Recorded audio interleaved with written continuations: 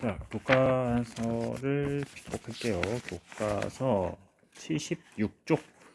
오늘은 76, 77하고 그리고 81쪽을 합니다. 여기를 붙여서 할 거예요. 자, 조선 사회, 조선의 양반 중심 사회에 대해서 보도록 하겠습니다. 조선이라는 나라는 법제상 양천제라는 신분제를 운영을 했어요. 이거는 법제상. 법적으로는 양천제를 운영을 합니다. 신분은 딱 두 개밖에 없어. 양인하고 천인. 두 개 신분입니다. 양인은 과거에 응시할 수 있었고, 그리고 관직도 받을 수 있어요. 과거 응시 가능하니까 관직도 가능하겠지. 그리고 세금으로 조세, 공납, 역을 부과받았습니다. 천인은 뭐 노비라고 생각하면 돼요. 그냥 관직을 받지 못하고 과거 응시도 불가능했었어요. 그런데 실제 조선의 운영은 이렇지 않았지. 실제는 우리가 뭐 양반이니 뭐 많이 배웠잖아. 농민들도 있었고 뭐 중인들도 있었고.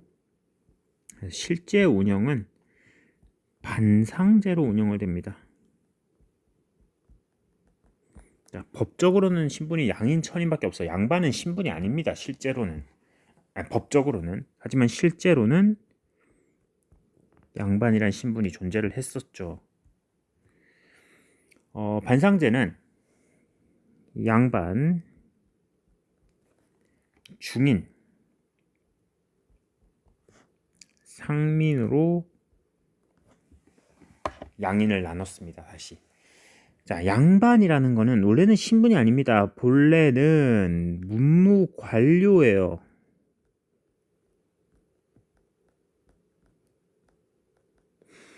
문반, 무반 이 둘을 양반이라고 했었는데 이게 점점 확대되면서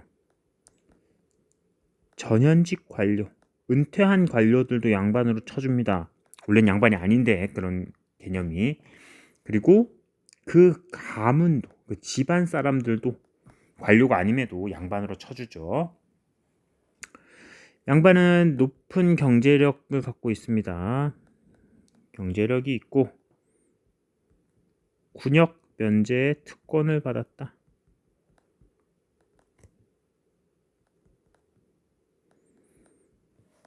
그래서 우리 전 시간에 했죠. 그 영조 때 균역법 실시하면서도 양반들은 군역 면제였습니다. 그래서 농민들만 그냥 두 필에서 한 필로 줄여줬지 양반들은 끝까지 군포 안 냈습니다. 다음에 과거 시험에 응시를 해서 또 특권을 유지. 국가 관료니까 특권을 또 유지하고 더더욱 커지는 그런 문제가 있었던 신분층이죠. 중인들은 하급 관리와 기술관들이에요. 하급 관리와 기술관.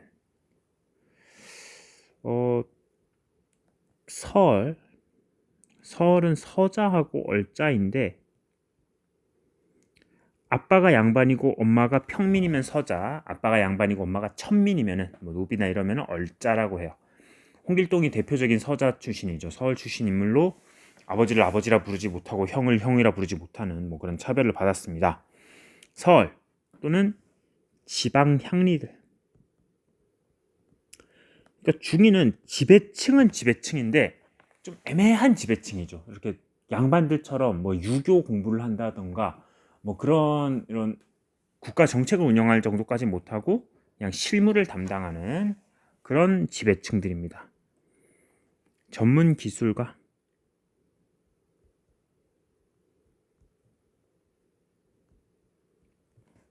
행정 실무를 담당했다.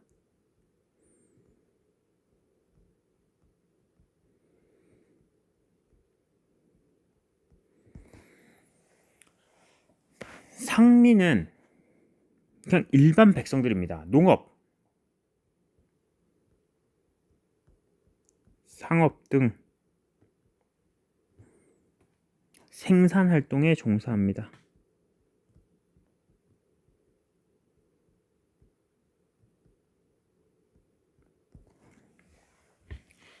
대부분이 농민이에요. 조선시대 때는 뭐 상업은 그런 발달을 안 했죠. 나중 돼서는 좀 발달을 했지만 대부분 농민이며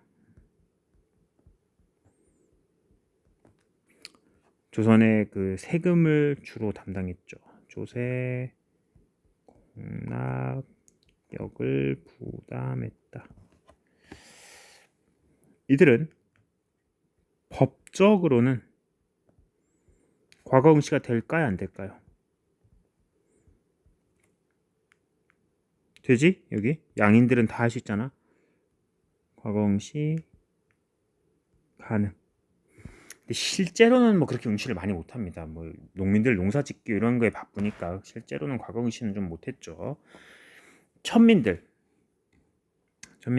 대부분 노비입니다.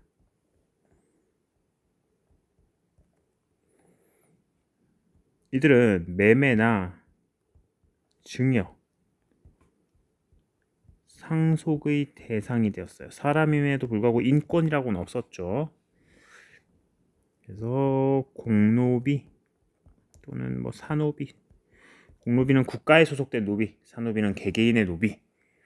자, 이렇게 신분제가 운영이 됐고, 조선의 향촌 지배를 좀 볼게요. 조선 전기의 향촌 지배 체제.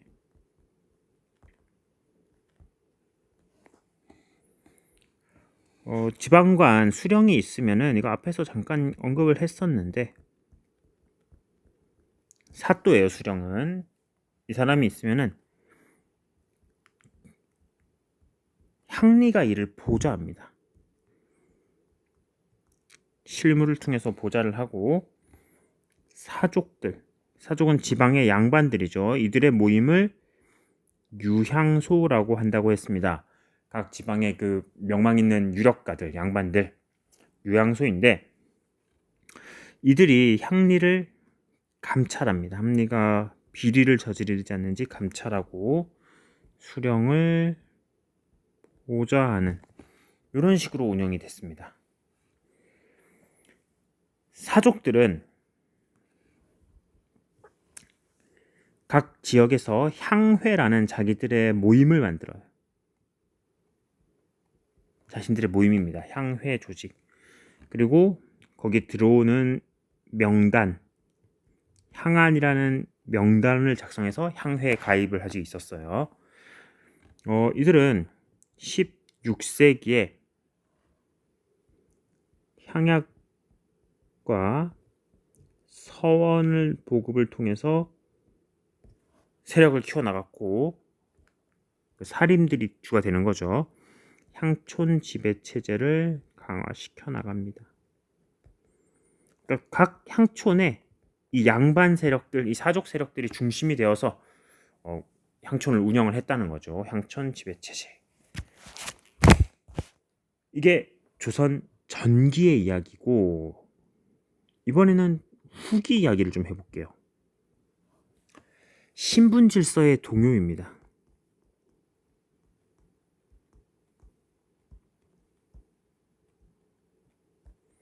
양반 중심 신분 질서 동요.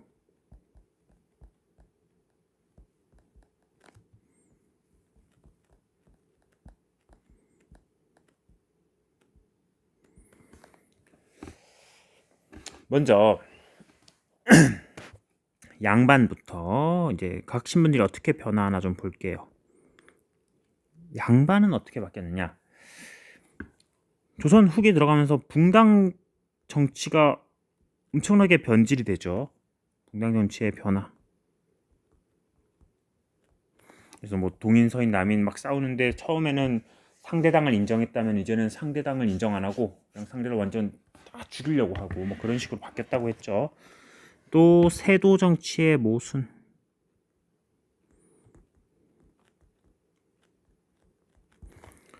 한 개의 가문이 모든 권력을 독점했던 세도 정치, 그 모순으로 인해서 양반 중심의 신분 질서가 동요합니다. 이제는 양반 내에서도 옛날에는 이 피라미드의 정점에 있는 양반들이 같았다면 이제 양반 내에서도 다시 계층이 생겨버려요. 소수 양반들이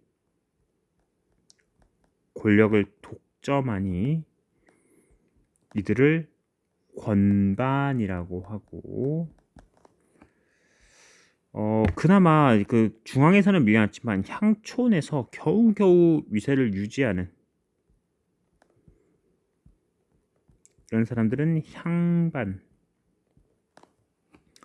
마지막으로 완전히 몰락해버린 양반들, 이 사람들을 잔반이라고 합니다.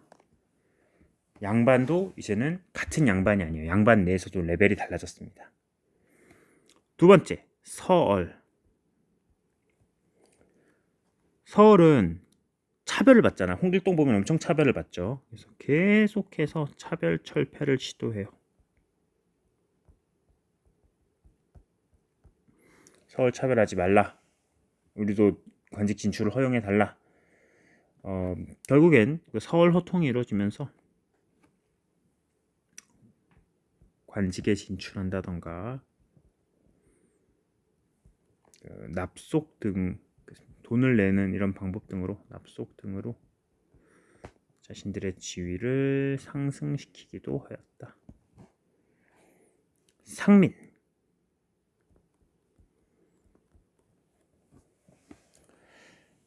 상민들은 원래는 그냥 농민으로서 세금 내는 그런 존재였는데 다음 시간에 할 거예요. 농업 생산량이 점점 증대됩니다. 조선 후기에는 뭐 이모작, 이항법 이런 것들 들어오면서 그리고 상품 작물 재배 등등등으로 농민들 중에 돈을 버는 사람들이 생겨나요.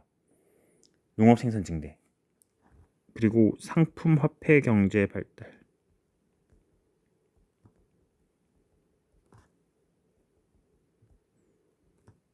이 돈 많은 농민들을 중심으로 해가지고 부를 축적하는 상민들, 이들이 나중에는 양반 신분을 획득합니다. 양반의 신분을 사요. 박지원이 쓴 소설 중에 양반전이라는 소설이 있어요.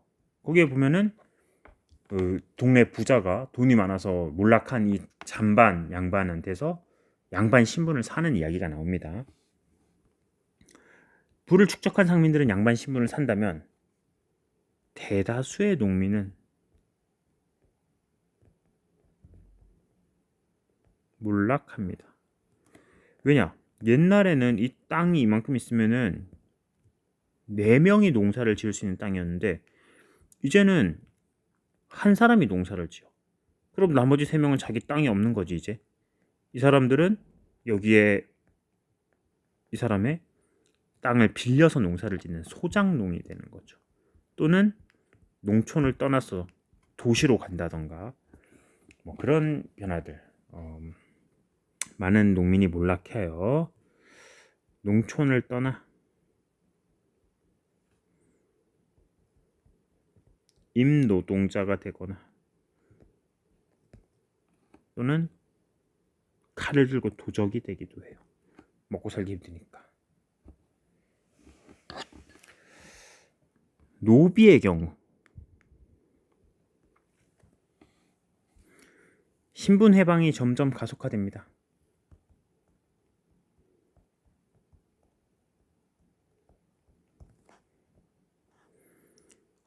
영조는 이거 UCC에서도 뭐 한 팀이 했던 것 같아요. 노비 종모법이라는 것을 시행을 해서 노비가 원래는 한쪽만 부모 중에서 한쪽만 노비여도 노비였는데 뭐 아빠가 노비여도 노비고 엄마가 노비여도 노비인데 종모법 엄마의 신분을 따라간다. 그렇게 해놨습니다. 노비 종모법. 그러니까 노비의 양 숫자가 줄겠죠. 두 번째 공노비 해방. 국가의 노비들을 해방시켜 주기도 합니다. 노비들 스스로도 돈 내고 또는 족보 매입으로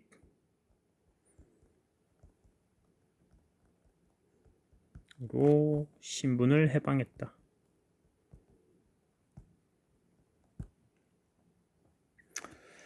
자, 이게 양반설 상민 노비의 변화이고, 이번엔 향촌 지배 체제, 이 변화를 보도록 할게요.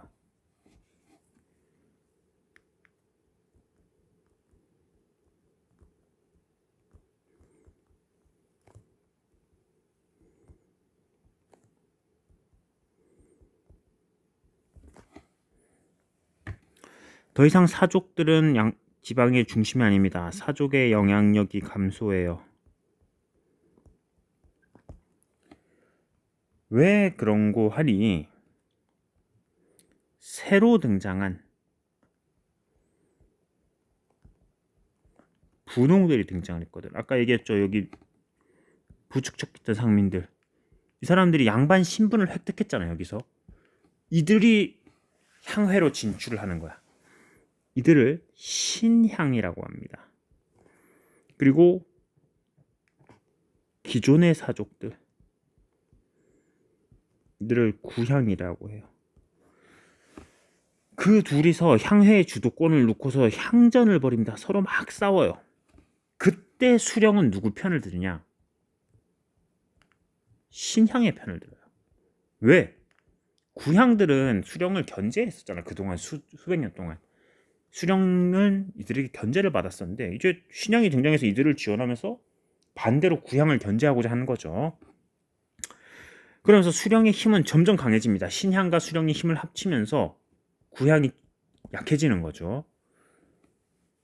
관주도의, 그동안은 향촌에서는 사족이 주도했는데 이제는 관주도의 향촌 지배가 강화.